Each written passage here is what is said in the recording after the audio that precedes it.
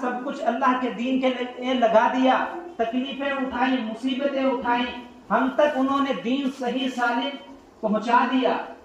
लेकिन क्या अब उनकी जिम्मेदारी के बाद हमारी जिम्मेदारी नहीं है? हम आने वाले नस्लों के लिए कौन सा इस्लाम तैयार कर रहे हैं?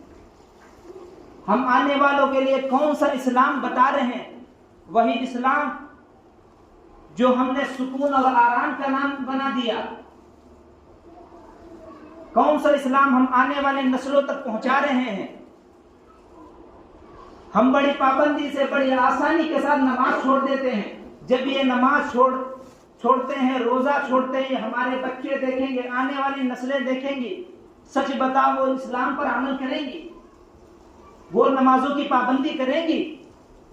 सहाबा किराम रज़ियल्लाहु अन्हुम अजमाइन ने सही सालिम हम तक इस्लाम पहुंचा दिया। अब हमारी जिम्मेदारी भी थी कि आने वाली नस्लों तक हम सही इस्लाम पहुंचाते, अपने बच्चों को तैयार करते, उन्हें दीन के बारे में बताते, उन्हें